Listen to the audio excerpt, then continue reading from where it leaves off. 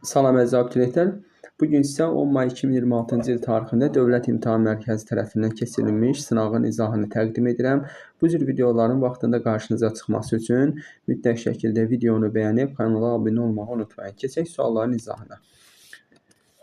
İlk sualımızda deyilir ki, tangens alfa bərabərdir 2 kökdə 2 və alfa pi 3 pi bölünsün 2 aralığında olarsa, kosinüs alfanın qiymətini hesablayın. Əziz abituriyentlər, biz bilirik ki, bu cür suallarda ən rahat qayda üçbucaq qaydasından istifadə etməkdir. Biz düzbucaqlı üçbucaqda bir bucağa alfa desək, buradan tangens alfanı təyin etsək bilirik ki, qarşı katetin, yəni 2 kökdə 2-nin bitişik katetə 1-ə olan nisbətindən alınır. Və burada biz hipotenuzu təyin edə bilərik ki, əvvəlcə x desək, x kvadratı bərabərdir 2 kök 2-nin kvadratı üstə gəl 1-in kvadratı yaza bilərik. Buradan x kvadratı bərabərdir 8 + 1 9-a, yəni x kvadratı 9-sa x-imiz 3-ə bərabərdir. Biz x-in qiymətini təyin etdik. Daha sonra biz nəyə fikir verməliyik? Fikir verməliyik ki, alfa hansı rübün buzağıdır? Pi-dən böyük 3pi bölünsün 2-dən kiçikdirsə, demək ki, alfa mütləq 3-cü rübdür. 3-cü rübdə kosinüs alfanın qiyməti mənfi olacaq. Onda kosinüs alfanı təyin etsək, biz bilirik ki, kosinüs alfa verilmiş bucağa bitişik katetin hipotenuzu olan nisbətidir və mənfini qarşıda yazmağı unutmuruq. 1 bölünsün 3. Demək, doğru cavabımız olacaq -3/1 B bəndi. Keçək ikinci sualın izahına. İkinci sualda bizə deyilir ki, şəkildə O çevrənin mərkəzidir. B, A, S 45 dərəcədir. Demək, B, A, S 45 dərəcədir. Biz əvvəlcə buradakı bucağa bir 45 dərəcə yazaq və SB bərabərdir 8 kökdə 2-dir. SB-nin əvəzinə 8 kökdə 2 yazsaq, çevrənin radiusunu tapın. Demək, əziz abituriyentlər, biz burada sinuslar teoremindən istifadə edə bilərik. Yəni, tərəf 8 kökdə 2 bölünsün sinus, yəni 8 kökdə 2-nin qarşısındakı sinus 45 dərəcədir, bərabərdir 2R yaza bilərik.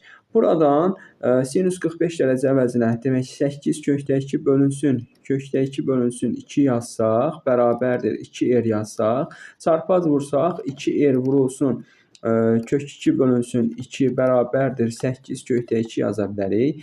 Buradan 2-ləri aparsaq və kökdəkiləri də aparsaq, R bərabərdir olacaq 8. Bizdən sualda deyir ki, çevrənin radiusunu təyin edin. Biz də çevrənin radiusunu 8 olduğunu təyin etdik. Keçək növbəti sualımızın izahına. Növbəti sualda bizə deyir ki, A bərabərdir -0,75 olduqda ifadəsinin qiymətini hesablayın. Gəlin əziz abituriyentlər, burada bir qruplaşdırmadan istifadə edək. Yəni A + 1 məxrəcdə, digərində isə A-1 var. Onları bir qruplaşdıraq. Yəni yazaq burada A + 1-də A kubu demək üzərinə gəl A + 1-də yenə 1. Daha sonra mənfini ikinci hissədə yazmağımız üçün plus A-1-də 1 çıxaq A-1-də A kubu ifadəsini yaza bilərik ki, sadəcə qruplaşdırmadan istifadə etmişik. Hələ ciddi bir dəyişikliyimiz yoxdur. Gəlin daha sonra onları eyni ortaq məxrəcdə yazaq. Məsələn, A + 1-də yaza bilərik. A kubu + 1 ifadəsi. Daha sonra A-1-də yaza bilərik. 1 - A kubu ifadəsini. Verilmiş ifadələrin sürətlərini kublar cəmi düsturuna görə açmaq olar. Yəni, burada 1-i 1-in kubu kimi düşünsək, birinci ifadəmizin sürəti bizə verəcək A + 1, daha sonra A kvadratı - A + 1 şəklində məxrəcdə A + 1 yazsaq, üzərinə gəl, ikinci ifadəmizin demək sürətində olacaq 1 - A yazsaq, 1 - A, 1 plus demək 1 plus A plus A kvadratı ifadəsi yazarıq ki, buradan demək ixtisarlarımızı aparsaq, burada bir mənfi işarəsi qalacaq. -1 yazıram bura.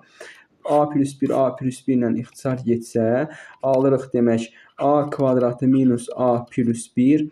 Burada bir mənfi var. Mənfini vurub açsaq -A kvadratı - A - 1 ifadəsi aldıq.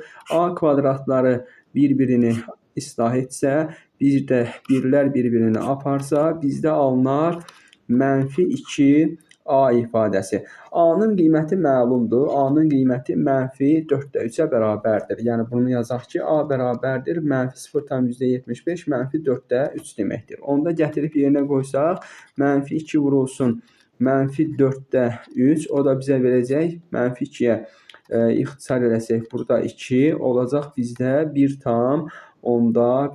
Doğru cavabımız 1,5 Y bəndində var. Keçək şagirdlər növbəti sualın izahına. 4-cü sualda bizə deyilir ki, ABCD düzbucaqlısında. Gəlin əvvəlcə bir dənə düzbucaqlı çəkək. ABCD düzbucaqlı. Demək, belə bir ABCD düzbucaqlısı verilibdir bizə. Deyir ki, BC bərabərdir 3AB-yə. BC 3AB-yə. Bura biz x yazsaq, BC-yə onda 3x yazmalıyıq. BD 20-yə bərabərdir. BD diaqonaldır və diaqonalın 20 olduğu verilibdir. Onda biz burada bir x yazsaq, düzbucaqlı olduğuna görə, demək x kvadratı üstə gəl, 3x-in kvadratı bərabərdir 20-nin kvadratı yaza bilərik. Buradan 9x kvadratı plus x kvadratı, yəni 10x kvadratı bərabərdir 400-dən, x kvadratı 40. Buradan demək biz yaza bilərik ki, 4 vurulsun 10 kök altında, x bərabərdir kök altında 4 vurulsun 10, o da bizə verəcək 2 kök altında 10 ifadəsini. Biz x-in qiymətini aldıq ki, 2 kök altında 10-a bərabərdir. Bizə deyilir ki, BD diaqonalına qədər olan məsafəni, yəni A təpə nöqtəsindən BD diaqonalına qədər olan məsafə. Demək, burada bir düzbucaqlı üçbucağımız var yenə. Biz bura x-i 2 kökdə 10 tapdıqsa, əziz abituriyentlər, 3x-imiz isə 3 vurulsun 2, 6 kök altında 10-a bərabərdir. Düzbucaqlı üçbucağın düzbucaq təpəsindən çəkilən hündürlüyün belə bir üstünlüyünü xatırlayaq. H bərabərdir. Demək, A vur B bölünsün C. Yəni 2 kökdə 10 vurulsun 6 kökdə 10 bölünsün C. C-miz isə 20-yə bərabərdir. Buradan kökdə 10 və kökdə 10 və 2 birlikdə bizə verəcək 20. Qaldı cavabımız 6. Demək, hündürlüyümüz, yəni A təpə nöqtəsindən BD diaqonalına qədər məsafə 6-ya bərabərdir. Keçək, əziz abituriyentlər, növbəti sualımızın izahına. Burada maraqlı bir limit sualı var qarşımızda. Limit n yaxınlaşır sonsuzluğa. Bu tipli suallarda biz bilirik ki, kökün altını dəyişənə bölmək lazımdır. Yəni, limit, gəlin yazaq, əvvəlcə n yaxınlaşır sonsuzluq işarəsi. Demək, kökün altına hər bir ifadəsini n-ə bölsək, n köklərin altına n kvadratı kimi girəcəyinə görə 1 bölünsün n kvadratı, üstə gələk 9n kvadratı bölünsün n kvadratı. Davam edirik. Üzərinə gəl, kök altında n kvadratı bölək n kvadratı, çıxaq 1 bölünsün n kvadratı. Məxrəcdə də demək, eyni şəkildə 1 bölünsün n kvadratı, üstə gəl 9n kvadratı bölünsün n kvadratı. Çıxaq kök altında n kvadratı bölünsün n kvadratı, çıxaq 1 bölünsün n kvadratı. Bu şəkildə yaza bilərik. Daha sonra biz bilirik ki, 1 bölünsün n kvadratı 0 verir, 1 bölünsün n kvadratı 0 verir, bu da 0 verəcək, burada bu da 0 verəcək və n-ləri ixtisar eləsək, demək ki, n-ləri ixtisar eləsək, burada bir 1 alındı, burada bir 9 qaldı, burada bir 9 qalacaq. Burada da bir qaldı. Gəlin indi hesablayaq. Demək, birinci kəsirimizdə, demək, sürətdə kök altında 9, üzərinə gəl kökdə 1, məxrəcdə kök altında 9, çıxaq kökdə 1 ifadəsi. Bu da bizə 3 plus 1 bölünsün, 3 çıxaq 1, yəni 2-də 4, o da bərabərdir 2-yə. Doğru cavabımız olacaq B variantı. Keçək şagirdlər növbəti sualımızın izahına. Növbəti sualımız maraqlı bir funksiya sualıdır. Funksiyanın demək, birinci fx bərabərdir x minus m və gx bərabərdir mənfi modulda x minus k plus n funksiyaların qrafikinə əsasən m, n, k, p cəmini hesablayın deyir. Gəlin əziz abituriyentlər, birinci baxaq görək bizdə fx funksiyamız hansı funksiyadır? Məlum məsələdir ki, 4 vahid sağa sürüşdüyünə görə bu bizdə olacaq modulda x minus 4 funksiyası. Yəni fx funksiyamızın şəklinə baxsaq bərabərdir modulda x çıxılsın n funksiyasıdırsa, biz buradan m-in qiymətini təyin etmiş oluruq ki, n bərabərdir 4-ə. Daha sonra davam edək. Davam etsək görürük ki, əziz abituriyentlər, bu nöqtə fx funksiyasının bax bu nöqtəsində x oxu ilə kəsişmə nöqtəsini təyin etmək üçün hansı nöqtədə kəsişdiyini bura bir x yazsam, x-in nəyə bərabər olduğunu təyin etməyimiz üçün əvvəlcə verilmiş, yəni fx funksiyasında baxırıq ki, bu nöqtənin y-i 6-ya bərabərdir. Yəni yaza bilərəm ki, fx-in əvəzinə 6 bərabərdir modulda x minus 4-ə. Biz əziz abituriyentlər bilirik ki, modul tənliklər iki formada açılır. Ancaq burada x-in müsbət istiqamətindən danışdığımıza görə, yəni bir formanı açmamız kifayətdir. 6 bərabərdir x minus 4-ə. Buradan x bərabərdir 10 olduğunu alıraq. Demək, mənim təyin elədiyim bu nöqtə qiyməti, x-in qiyməti 10-a bərabərdir. Bunu da təyin etdik. Daha sonra davam etsək, ikinci funksiyaya baxırıq. Əziz abituriyentlər, əvvəlcə belə deyək ki, bu funksiyalar simmetrik olduğuna görə 4-dən 10-a qədər məsafə 6 vahid olduğuna görə buradan bura qədər məsafə də 6 vahid olmalıdır. Onda birbaşa biz p əvəzinə 16 yaza bilərik. P-nin də qiyməti 16 olduğunu təyin etdik. Demək, bizdə verilmiş funksiyalardan demək, birinci x-in 10 olmağı bizə verir. Demək, gx funksiyamız bərabərdir. Gx funksiyamız üzü aşağı olan bir modul olduğuna görə mənfi yaza bilərik. Demək, təpə nöqtəmizin koordinatı 10-a uyğun olduğuna görə x çıxaq 10 yazdıq. Üzərinə gəl n. Yəni, buradakı qrafika uyğun olaraq üzərinə gəl n yazdıq. Buradan k-mızın da demək biz m-i təyin etdik, p-ni təyin etdik. P bərabərdir 16 və buradan k-nı da təyin etmişik. K da bərabərdir 10-a. Yəni, 3 qiymətimiz təyin olunub. Sadəcə bizdə qalıbdır n-in qiymətini təyin etmək. Əziz abituriyentlər, bu funksiyada biz n-in qiymətini necə təyin edirik? N-in qiymətini təyin etmək üçün biz funksiyanın qrafikinə baxmamız lazımdır ki, x-in əvəzinə 10 qoyanda nə alınacaq? Demək, j 10 bərabərdir mənfi modulda 10 çıxılsın 10 plus n. Buradan alırıq ki, j 10-un qiyməti bərabərdir n-ə. Yəni, j 10-dakı qiymətimiz 6-ya bərabər olduğuna görə buradan alırıq ki, n bərabərdir 6-ya. Biz artıq bütün dəyişənlərin qiymətini təyin etdik. M plus n plus k plus p yaza bilərik. M-in qiyməti 4, n-in qiyməti 6, k-nın qiymətini 10 və p-nin qiymətini isə 16 təyin etmişdik. Demək, 4, 6, 10, 20, 36. Doğru cavabımız 36 A bəndində verilib. Keçək növbəti sualımızın izahına. 7-ci sualda bizə deyir ki, olarsa, demək, çoxluqlarla bağlı bir sualdır. Fərqini tapın. Gəlin əziz abituriyentlər, əvvəlcə belə deyək ki, demək, kəsişməsi A və B çoxluqlarının kəsişməsi n-a çıxıq 4-ə. Kəsişməyə bir dənə hər hansı bir ədəd deyək, t deyək. Onda nə alırıq? Kəsişməmiz t bərabərdir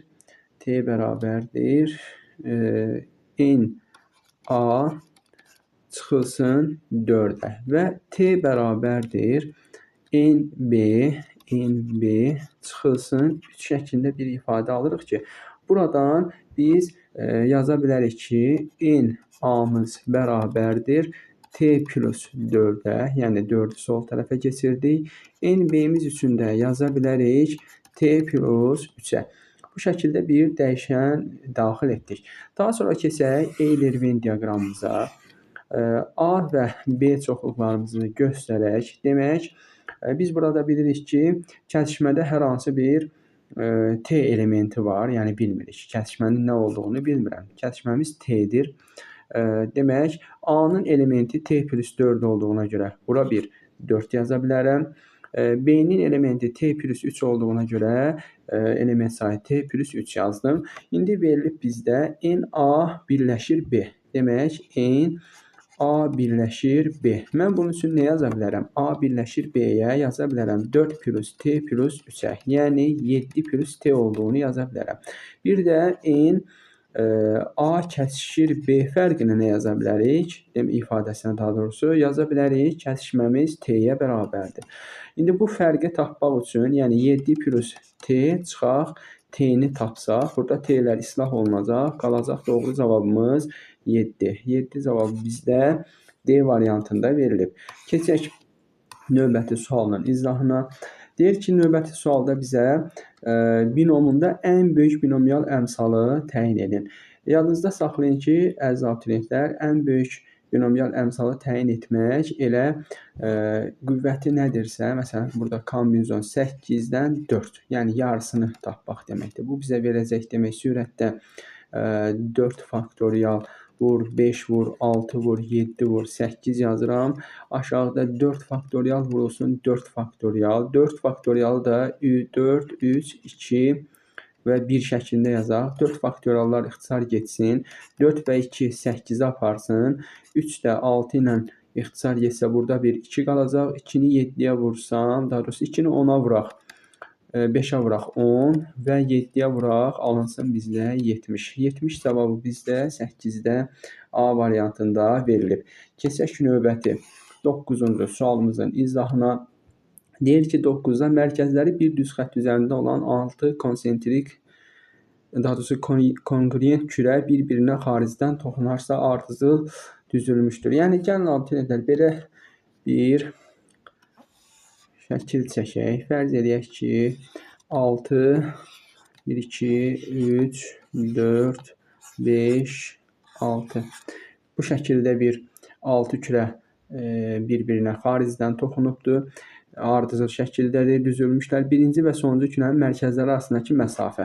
Burada diqqətli olsaq elə birinci kürənin və sonuncu kürənin mərkəzləri arasında. Burada konqruent olduğuna görə radiuslar hamısı bir-birinə bərabərdir. Burada 2 yerdir, burada da 2 yerdir, burada da 2 yerdir, burada da yerdir. Toplamda 2, 4, 2, 8 və 2. 10 yerimiz bərabərdir 30-dur. Buradan yerimiz bərabərdir 3. Kürənin həcmi. Kürənin həcmi düsturunu yəqin ki, hər kəs bilir. V bərabərdir 3/4 pi r kubu yaza bilərik. Burada 3/4 vurulsun pi r'imiz 3'dür, kubu 27'dir. 3 ilə ixtisar eləsək 9'dur. 9, 4, 36 pi. Doğru cavabımız olacaq A variantı. 10-cu sualda əziz abituriyentlər, əvvəlcə biz ikinci tərəfdə bir sadələşdirməmiz lazımdır. Gəlin bu ifadəni əvvəlcə belə yazın. Demək, kökdə 3 bölünsün. Sinus 160 dərəcəni çevirmə düsturundan istifadə edərək sinus 20 dərəcə şəklində yaza bilərik. Kosinus 200 dərəcəni isə plus 1 bölünsün. Mənfi kosinus 20 dərəcə şəklində yazmaq olar ki, kəsir formasında da göstərsək, demək, sinus 20 dərəcədə kökdə 3 çıxaq. Buradan da aldıq. 1 bölünsün kosinus 20 dərəcə ifadəsini aldıq. Daha sonra gəlin onları eyni ortaq məxrəcə gətirək. Eyni ortaq məxrəcdə yazsaq, demək, sinus 20 dərəcə vurulsun kosinus 20 dərəcə. Sürətdə kökdə 3 vurulsun kosinus 20 dərəcə çıxaq, 1 vurulsun sinus 20 dərəcə ifadəsini aldıq. Biz bilirik ki, bu şəkildə yazdıq, ancaq bizə artıq burada yeni bir dəyişən daxil etməyimiz lazımdır. Yəni, burada hansı düsturdan istifadə edirik? Gəlin, sürəti, daha doğrusu dəyişkənlik eləyək sürətdə. Sürəti bu formada yaza bilərik. Kökdə demək, sinus 60 dərəcə vurulsun kosinus 20 yazsam, çıxaq kosinus 60 dərəcə vurulsun sinus 20 yazsam, sinus 20 dərəcə yazsam və məxrəcində kosinus 60 dərəcə şəklində göstərsəm. Məxrəcimizi isə ümumi məxrəcimiz olduğu kimi saxlayaq. Sinus 20 dərəcə vurulsun, kosinus 20 dərəcə. Bu formada bir dəyişiklik eləsəm, sürətdə biz alasıyıq. Demək, sürətdə alınacaq sinus 60 dərəcə çıxılsın 20 dərəcə ifadəsini aldıq. Və buradakı kosinus 60-ı məxrəcə keçirirəm. Demək, kosinus 60 dərəcə vurulsun, sinus 20 dərəcə vurulsun, kosinus 20 dərəcə şəklində yazdım. Daha sonra sürətdə olduğu ifadəni yazaq. Demək, sinus 60-dan 20 çıxsaq 40 dərəcə ifadəsini alırıq.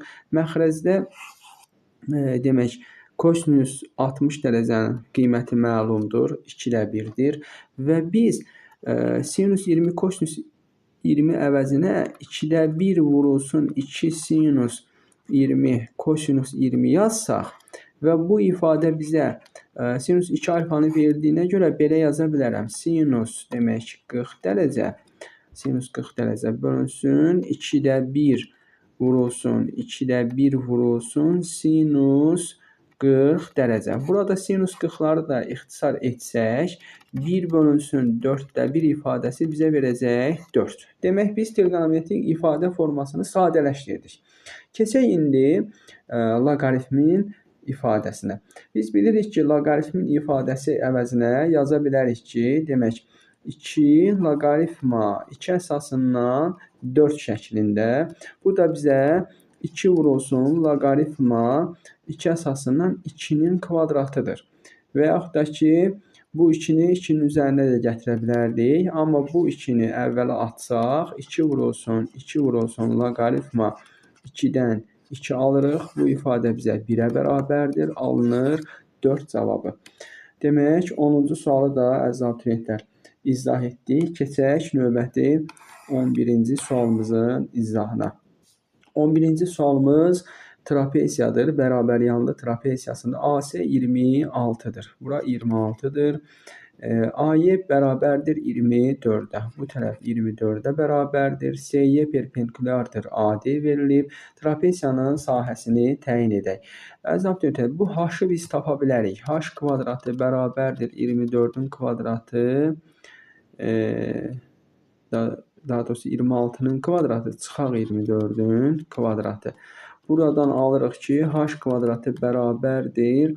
Demək, 676 çıxaq 576 ifadəsinə. Buradan H kvadratı 100-ə bərabərsə, H bərabərdir 10 olduğunu alırıq. H-ı 10 təyin etdik. İndi bizə deyilir ki, trapesiyanın sahəsini tapın.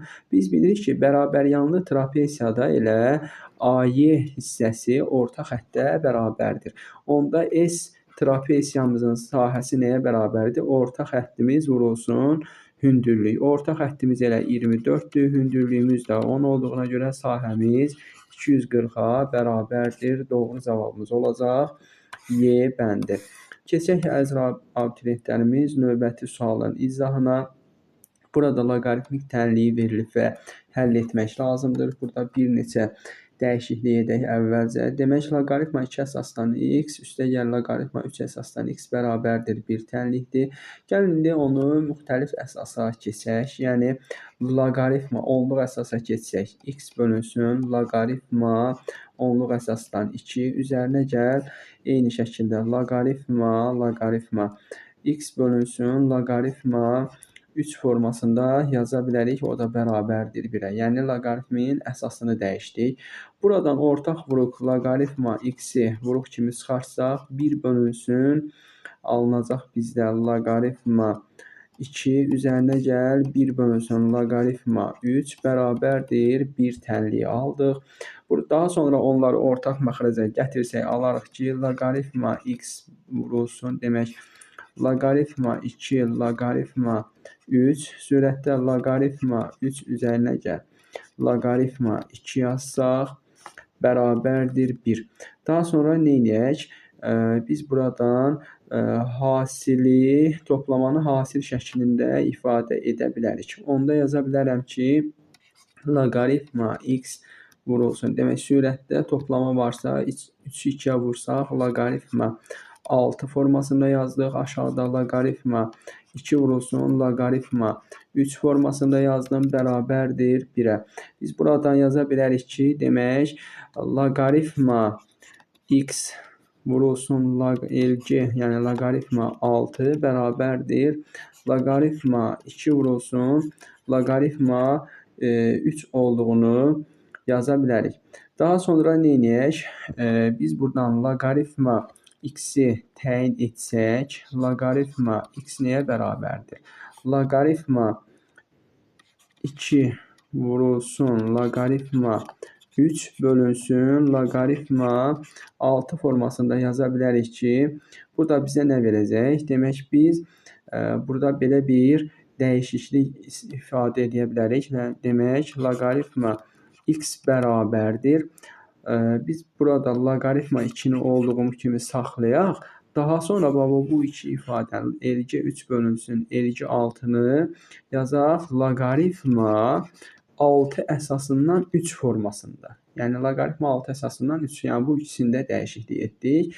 Biz buradan nə alırıq? Demək, alırıq bu ikini yaza bilərik loqaritma əsasımızda. Demək, əslində bu ifadənin qüvvəti formasında yazıram. Yəni, loqaritma x bərabərdir loqaritma LG 2 üstü loqaritma 6-dan 3. Bu formada yaza bilərik əziz abituriyentlər. Çünki loqaritmanın qüvvəti qarşıya gələr, yəni eyni ifadə alınır. Burada LG-ləri aparsaq, x bərabərdir 2 üstü loqaritma 6-dan 3. Belə bir ifadə aldıq. X bərabərdir 2 üstü loqaritma 6-dan 3.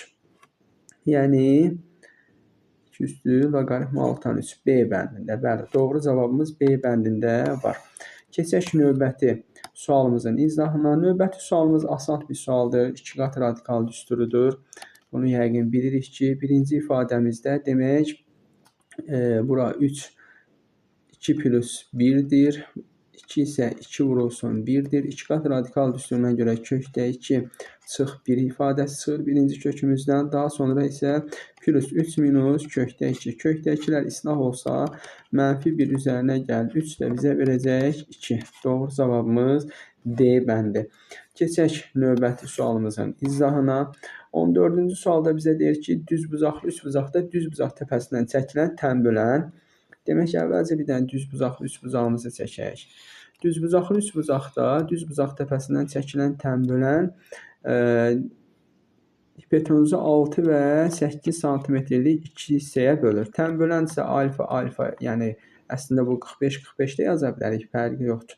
Yəni, burada bura bir A desək, bura bir B desək, biz bilirik ki, tənbölənin xassəsinə görə A-nın 6-ya olan nisbəti A bölünsün. Daha doğrusu belə yazaq. A bölünsün B bərabərdir 6 bölünsün 8. 2-yə ixtisar etsək 3 bölünsün 4 alınırsa A-ya 3K deməliyik, B-yə isə 4K deməliyik.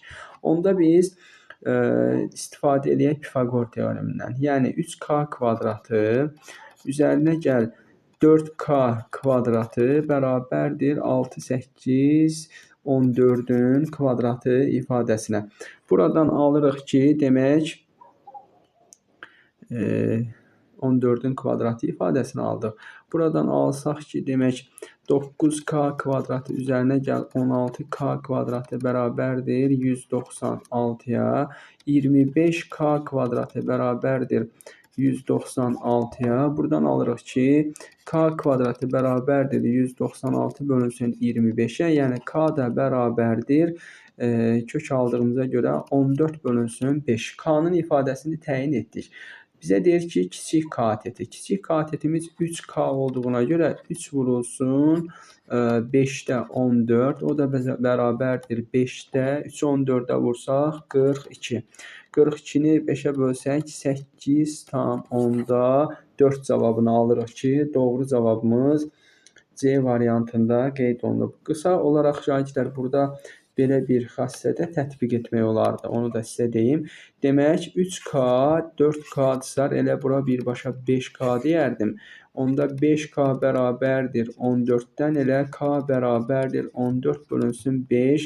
Yəni buradan daha qısa gedə bilərdik. Əslində mən yazandan sonra birdən fikirləşdim bunu. Davam etsək, nöqtələri verilibdir deyir.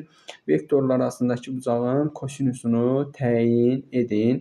Gəlin əziz abituriyentlər, əvvəlcə yadımıza salaq ki, AB vektoru deyəndə nə nəzərdə tutulur? AB vektoru demək sondan başlanğıc çıxılmalıdır. Demək, AB vektorunun koordinatlarını təyin etsək, demək 1 çıxaq 2 mənfi 1 verəcək. Sonra 4 çıxaq 2 2 verəcək. Sonra demək mənfi 4 çıxaq mənfi 2 də bizə verəcək mənfi 2-ni. Demək, AB vektorunun koordinatları artıq var. CD vektorumuzun da koordinatlarını təyin edək. 0 çıxaq mənfi 6 6-nı verdi. 6 çıxaq 3 3-ü verdi. Daha sonra mənfi 6 çıxaq 0 da mənfi 6-nı verdi. Və AB və CD vektorlarımız artıq var. Onda kosinus alfa düsturunu təyin etsək bərabərdir. Demək, sürətdə skalyar hal çizilir. Mənfi 1 vurulsun 6, mənfi 6, 2 vurulsun 3, müsbət 6, üzərinə gəl mənfi 2 vurulsun mənfi 6, müsbət 12. Burada islah edəcəyik. Sonra məxrəcdə isə o vektorların uzunluqları cəm etdi. Yəni uzunluqlar deyilə 1-in kvadratı 1, üzərinə gəl 4, üzərinə gəl 4 vurulsun. Demək, kök altında 6-nın kvadratı 36, üzərinə gəl 3-ün kvadratı 9, üzərinə gəl 6-nın kvadratı 36. Bu formada yaza bilərik. Demək, sürətdə 12 ifadəmiz 9-dan 3 çıxacaq. 36, 36, 72, 9, 81. Buradan da bir 9 çıxacaq. 3-ə bölsək 4 alınır. 4 bölək 9. 9-da 4 cavabı bizdə Y variantında verilibdir. Keçək növbəti sualımızın izahına. Növbəti sualda əziz abituriyentlər bizə deyir, ardıcılın n-ci həddinin düsturunu təyin edin.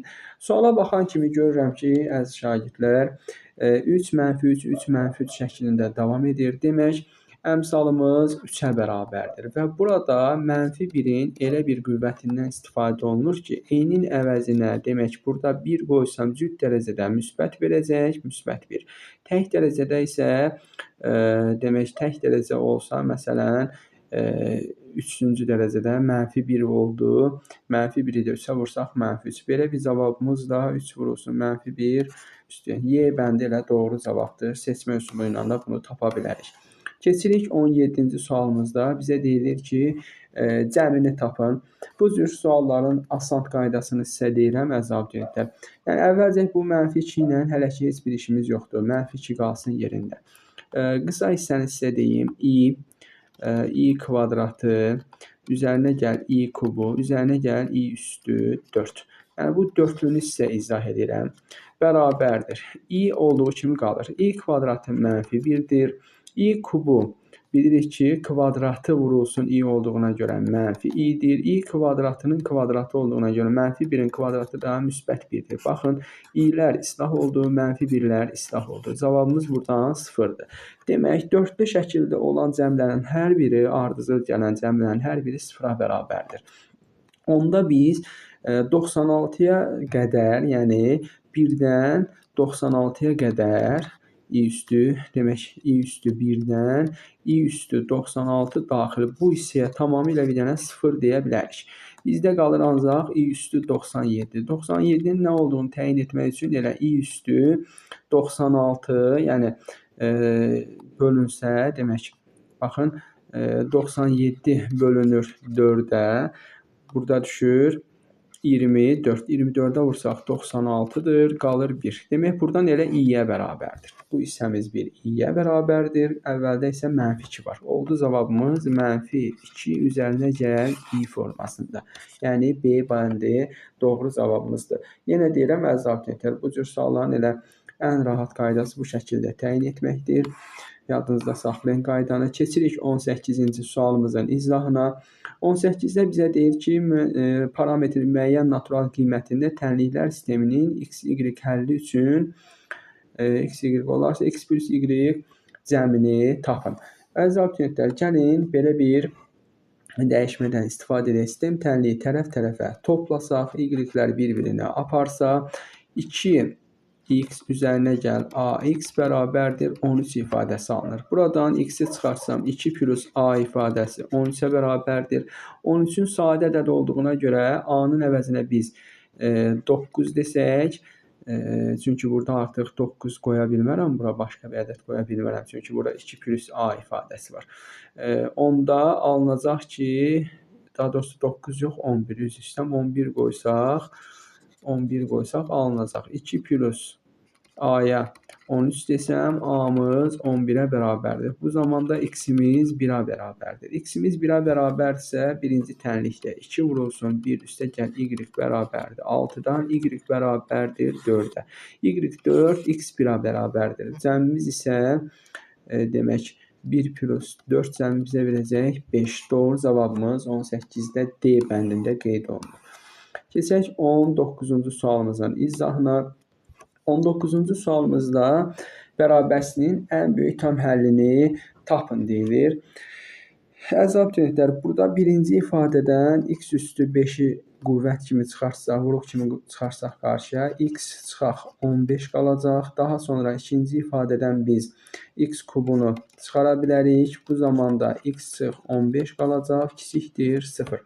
Buradan demək x minus 15-i vuruq kimi və x kubunu da vuruq kimi çıxarsam, məndə alınacaq x kvadratı plus 1 ifadəsi kiçikdir 0. Bu şəkildə bir vuruq şəklində ifadə aldıq. Biz bilirik ki, əziz abituriyentlər, birinci, yəni bu hissəmiz həmişə müsbətdir. Bu hissənin həmişə müsbət olduğunu görürük və köklərimiz bizdə nə verilib? Demək, köklərimiz 0 və müsbət 15-dir. Bir interval çəkək, köklərimiz 0 və 15-i qeyd edək.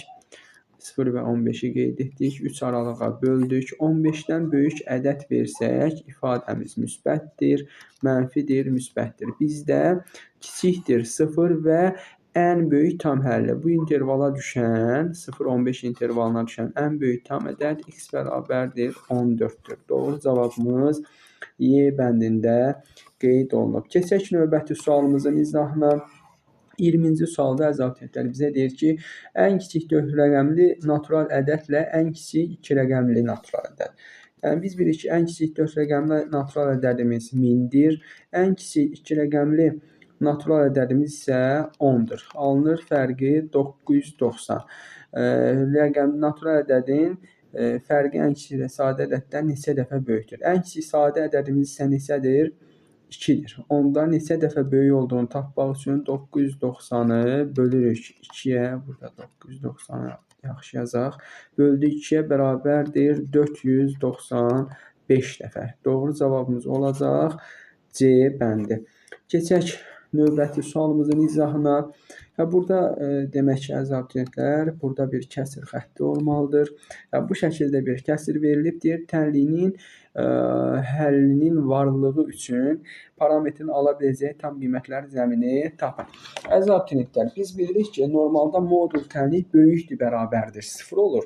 Amma burada 3x kvadratı plus 2 olduğuna görə, yəni bu ifadə 0-a bərabər olmayan bir ifadədir. Onda biz 13a çıxaq a kvadratı minus 36-ya böyükdür 0 deyə bilərik. Yəni, bərabər etməliyik 0-a. Çünki modulumuz 0-a bərabər olmayan bir ifadədir.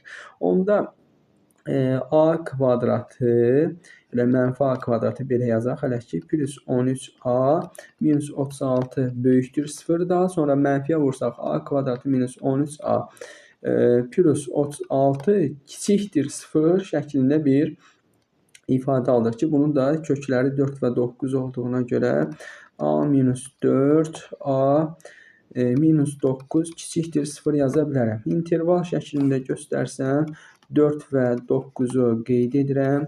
4 və 9. 9-dan böyük ədəd qoysam müsbətdir, mənfidir, müsbətdir. Mənə mənfi olduğu aralıq 4-9 aralığı lazımdır.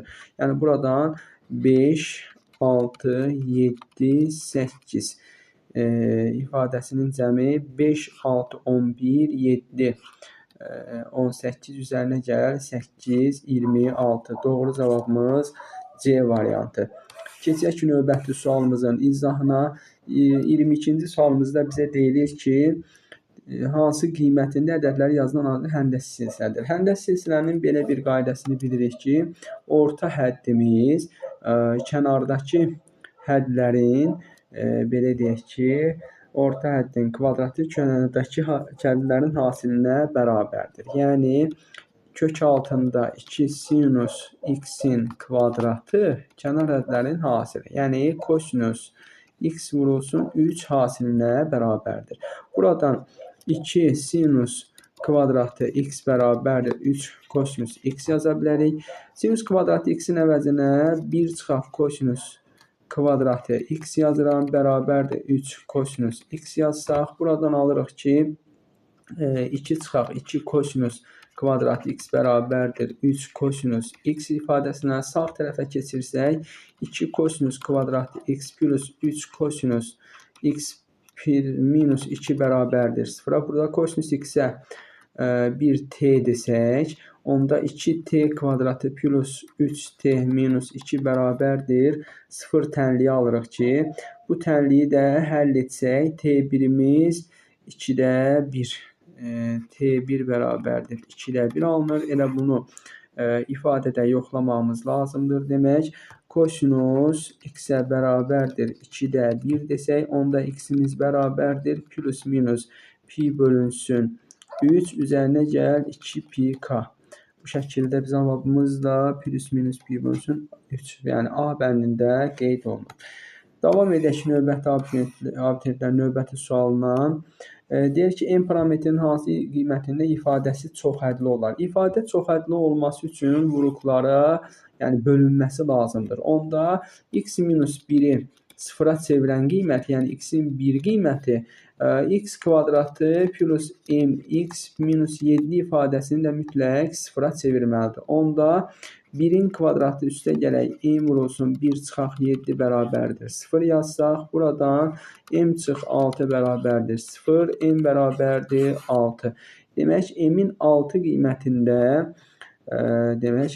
qiymətində nə olacaq? Çoxhədli olar. Sualımız izah olundu. Keçək ki, növbəti 24-cü suala. 24-cü sualda deyir ki, verilən MBN 40 dərəcə olarsa ABC üçbucağının AF və CY tənbölənləri. Tənbölənlər dediyinə görə gəlin alfa yazaq. Burada bir beta yazaq. Biz bilirik ki, kiçik bucağın dərəcə ölçüsünü tapın.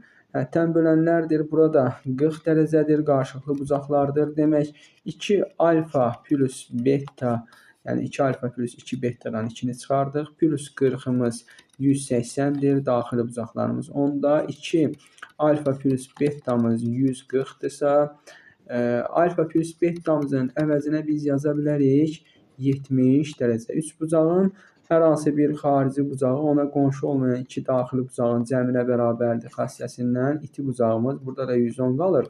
Bizə iti bucağı istədiyinə görə kiçik istəyir. 70 dərəcəyə bərabərdir. Keçək növbəti sualımızın izahına. 25-ci sualımızda belə bir çoxluq sualı və ehtimalla bağlı olan bir sualdır. Gəlin indi əvvəlcə bir sizin üçün Venn diaqramı çəkək ki, burada artıq bizim işimizə lazım olacaq qaydalardan biri Venn diaqramıdır. Deyir ki, sinifdə 40 şagirddən 19-unun velosiped bura olsun və 21-in telefonu, bura telefon olsun. 16-sının kompüteri var. 16-sının da kompüteri var. Kompüterdə bura olsun. Onlardan 11-inin həm velosipedi, həm də telefonu, 12-sinin həm telefonu, həm kompüteri, 6-sının isə velosipedi, həm də kompüteri var. 3 şagirdin həm velosipedi, həm telefonu, həm də kompüteri var. Yəni 3 onda buradadır. Davam edirik əvvəldən. Demək, 21-in telefonu, 16-sının onlardan 11-nin həm velosipedi, 11-nin həm velosipedi, həm telefonu. 11-in həm velosipedi, həm telefonu olarsa, demək, burada 3-ünü yazmışıqsa 8-i bura yazırıq. 12-sinin həm telefonu, həm də kompüteri. Kompüteri və telefonu 12-sinin. Onda bura bir 9 yazmalıyıq. Və 6-sının isə həm velosipedi, həm də kompüteri var. Həm velosiped 3-ü buradadırsa, burada da bir 3 yazırıq. İndi davam edirəm. Əvvələ baxıram. 21-nin telefonu var. Telefonu olan demək 8, 3, 11, 9, 20. Bura demək 1 qaldı. Davam edirik. 16-sının kompüteri. 16-sının kompüteri var. 3 plus 3, 6, 9, 15. Burada da 1 qaldı. 19-unun velosipedi. 3, 3, 6, 8, 14. Burada 5 qaldı. İndi baxaq görək bizim sinifimizdə ümumilikdə velosiped, telefon və kompüter olan neçə nəfər var? 5 üzərinə gəl 8, 13, 14, 6, 20, 29, 30. 30 şagirdin müxtəlif, belə deyək də, elektron cihazı var. 30 şagirdin cihazı var. Sinifimizdə 40 nəfər var.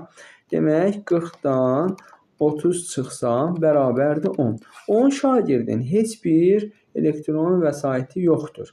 Sinifdə təsadüfən seçilmiş bir şagirdin velosiped, telefon və kompüterdən heç birinin olmaması hadisəsinin ehtimalı. Yəni, ümumilikdə P bərabərdir. Demək, ümumi 40 şagirdimiz var, onun da yoxdur. Ehtimalımız 4də 1-ə bərabərdir. Bu şəkildə təyin etdik. Keçək ki, növbəti sualımıza 25-ci sualdır deyəsən. Yox, 26-cı sual olacaq. 26-cı sualda deyir ki, piramidasının CD tili üzərində Y nöqtəsi götürülmüşdür. DO və YM parçaları uyğun olaraq DABC və YABC piramidanın hündürlükləridir. Bu piramidanın həcmlərinin nisbəti 1/2-yə bərabərdirsə, bizə deyir ki, YS bölünsün DY nisbətini tapın. Əziz abituriyentlər, birinci fikir versək ki, oturacağındakı çoxbucaqlayan, yəni ABC hər iki piramidanın oturacağıdır. Onda biz yaza bilərik ki, həcmlərimiz üçün deyir ki, həcmlərin nisbəti. Həcmlərin nisbəti S oturacaq vurulsun H1 birinci böyük piramida üçün yazsaq, S oturacaq vurulsun H2 də ikinci üçün yazsaq, nisbəti 1/2-yə bərabərdir. Yəni 1/2 6 bölünsün 5 deməkdir. Burada S oturacaqlar eyni olduğuna görə ixtisar edə bilərik. Tərəflər uyğun olaraq 6-nın 5-ə. Onda uyğun olaraq mən bura 5K yazsam bütövünə 6K yaza bilərəm ki, bu isə bir K ifadəsi qalır.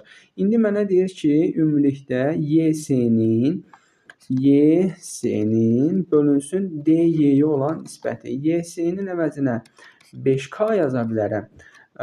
5K yaza bilərəm. DY-nin əvəzinə isə K yaza bilərəm ki, bu da mənə verəcək bərabərdir 5. Nisbətini tapın deyirdi. Nisbətimiz 5-ə bərabərdir. Keçək növbəti 27-ci suala. Əziz abituriyentlər, 27-ci sualı daha tez yaza bilməyimiz üçün əvvəlcədən burada törəmələri alıb hazır variantda qoymuşam bizlər üçün. Demək, birinci sualda deyir ki, uyğunluğu müəyyən edin. Yəni, törəmələri məlumdur. Törəmələr məlumsa artıq rahat şəkildə həll edərik. Demək, A variantı F-in törəməsi 1, -1. Yəni, törəmədə 1 qoysaq 0-a bərabərdir. A variantı deyil. Ekstremum nöqtəsi yoxdur. Yəni, törəmənin 0-a bərabər olduğu nöqtə yoxdur deyir. Təbii ki, burada törəmənin 0-a bərabər olduğu nöqtə var. Bu da demək 1 - x kvadratı bərabərdir 0 desək, 1 bərabərdir x kvadratı desək, x buradan plus minus 1-ə bərabərdir. Bu demək ki, 2 böhran nöqtəsi var. 2 böhran nöqtəsi var. Elə C variantı birinciyə uyğundur. 1-ə C variantını deyirik. Sonra bütün ədəd oxunda artır, bütün ədəd oxunda azalır. Bunu deyə bilmirik birinci funksiya üçün. Keçirəm ikinci funksiyamıza. İkinci funksiyamızda davam eləsək, demək, A variantı törəmə 1 qoysaq -1 ödəmir. B və ekstremum nöqtəsi yoxdur. Törəməni 0-a bərabər edən nöqtə yoxdur deyir. Bəli, 2-yə B bəndi yaza bilərik. Sonra davam eləsək, C bəndi artıq istifadə etmişik. D bəndi bütün ədəd oxunda artandır. Bəli, kvadratik funksiya, yəni bu bütün ədəd oxunda artan bir funksiyadır. D bəndini qeyd edə bilərik. Sonra bütün ədəd oxunda azalır. Bu uyğun gəlmir. Keçirik üçüncü sualımıza, daha doğrusu üçüncü funksiyamıza. Üçüncü funksiyamızda deyir f-in törəməsi 1 - 1. 1 qoysaq 2 çıxaq. 3 bərabərdir -1. Bəli, A bəndi 3-ə uyğun gəlir. 3-ə A bəndi uyğun gəlir. Y bütün ədəd oxunda azalır. Bunu da deyə bilmirik. Demək, 1-ə C bəndi, 2-ə B, D bəndi, 3-ə isə A bəndi uyğundur. Doğru cavabımız bu şəkildə. Davam edək növbəti 28-ci sualla. Deyir ki, bir qrup adamın 14 günlük səfərinə müəyyən məbləğdə pul ayrılmışdır. Bilmirəm, əziz abituriyentlər, nə qədər pul ayrılıbdır? K qədər. 14 vurulsun K şəklində. Və bu məbləğ ayrıldı, lakin həmin səfərə 3 nəfər iştirak etmədi. 3 nəfər iştirak etmədisə, yəni bizdə 14 günlük səfərə müəyyən məbləğdə, yəni 3 nəfər iştirak etmədi və artıq həmin ayrılmış məbləğ adamlara 16 günə bəs elədi. Demək, vurulsun bərabərdir 16 vurulsun K çıx 3. Yəni bu şəkildə bəs edərsə, əvvəlcə səfərə neçə nəfər çıxmalı idi? İndi gəlin baxaq görək, buradan nə alırıq? 14 ilə 16-nı əvvəlcə 2-yə ixtisar etsək, buradan alınar 7, burada olar 8. 7K bərabərdir 8K minus 24-ə. Buradan alırıq ki, elə K bərabərdir 24-ə. Demək, əvvəlcədən səfərə 24 nəfər çıxması planlaşdırılmışdı. Keçirik növbəti 29-cu sualımıza. 29-cu sualda isbat məsələsi verilib. Deyir ki, düzgün üçbucağının tərəflərinin uzantılarından arıza olaraq bərabər BD, CY və CAF parçaları. Bura bir X desək, bunlara bir X deyək əvvəlcə. Ayrılmışdır və DYF üçbucağı da DYF üçbucağı da düzgün üçbucaqdır. Bunu isbat etmək lazımdır. DYF-in düzgün olması üçün, yəni bura bir A desəm, bura bir A desəm, bura bir A desəm, bucaqlardan istifadə edək. Bura 60 deyək, burada 60 deyək, şagirdlər, burada 60 deyək. Onda 60-ların qonşusu elə nəyə bərabərdir? 120 dərəcəyə. Burada da 60-ın qonşusu 120 dərəcədir. Burada da 60-ın qonşusu 120 dərəcədir. İndi biz baxırıq ki, demək, bizim verilmiş bucaqlardan istifadə etsək, 120-lərə bitişik tərəfləri, baxın, bütün bucaqlarda demək, bir tərəf A plus X-dir, bir tərəf X-dir. Bir tərəf X-dir, bir tərəf A plus X-dir. Bir tərəf X-dir, bir tərəf A plus X-dir. Onda 120 dərəcə hansı? Bunlar da bir Y desəm, Y olmaq məcburiyyətindədir. Çünki əziz abituriyentlər, bütün verilmiş bütün üçbucaqların iki tərəfi, məsələn, baxın, X və nə oldu bizdə tərəfimiz? A plus X. A plus X. Bütün üçbucaqlarda bu alındı. Ortadakı bucağımız 120 dərəcə. Onda hər biri kongruent olduğuna görə biz deyə bilərik ki, onda bu üçbucaqlar da nədir? Bərabər tərəflidir, yəni düzgün üçbucaqlardır deyə bilərik. Bu da artıq isbat olunub. Keçirik 30-cu sualımıza, sonuncu sualımızdır. 30-cu sualda bizə deyir ki, verilmiş müstəvidə demək, radiusları 2 olan 4 çevrə şəkildəki kimi toxunur və alfa müstəvisi üzərində olmayan M nöqtəsində çevrə mərkəzindən 17 sm məsafədə olarsa, həmin nöqtədən alfa müstəvisinə qədər olan məsafəni tapın. Əziz abituriyentlər, bax bu cür suallarda da diqqətli olaq. Radiuslar 2-yə bərabərdir. Mən bunları birləşdirsəm, burada bir kvadrat əmələ gələcək, düzdürmü? Onda bizə deyir ki, müstəvisinin belə deyək də, Məsafə deyəndə diaqonalların, kvadratın diaqonalların kəsişmə nöqtəsinə endirilən hündürlük nəzərdə tutulur. Onda radiusumuz 2-dirsə, bura 2-dirsə, eyni şəkildə burada 2, burada 2. Onda 4 kökdə 2-yə bərabərdir. Diaqonalımız bərabərdir 4 kökdə 2-yə. Onda diaqonalın yarısına, yəni bu məsafəmiz, bunu mavi ilə işarə edeyim sizin üçün. Bax, buradan bu hissəmiz D bölünsün 2-yə bərabərdir. O da bərabərdir 4 kökdə 2-nin yarısı, yəni 2 kökdə 2-yə. Və bizdən deyir ki, çevrənin mərkəzindən təpəyə qədər məsafə kökdə 17-dirsə. Onda burada Pifaqordan istifadə edib yaza bilərik ki, h kvadratı üzərinə gəl 2 kök 2-nin kvadratı bərabərdir kökdə 17-nin kvadratına. İndi buradan alırıq h kvadratı bərabərdir 17 çıxaq 2 kökdə 2 8-dir. H kvadratı 9-a bərabərdir. H da bərabərdir 3-ə. H-ın 3 olduğunu artıq biz təyin etdik. Beləliklə, əziz abituriyentlər, bugün üçün olan sınağın bütün suallarını izah etdik. Belə deyim sizlərə, ümumilikdə baxsaq, əvvəlki illərin blok imtahanları ilə müqayisə etsək, yəni blok sınağı elə blok imtahanları səviyyəsində düşübdür. Yəni bu şəkildə hazırlaşsaz, yəqin ki, yaxşı nəticə göstərəcəksiniz. Sağ olun əziz şagirdlər, növbəti videolarda görüşərik.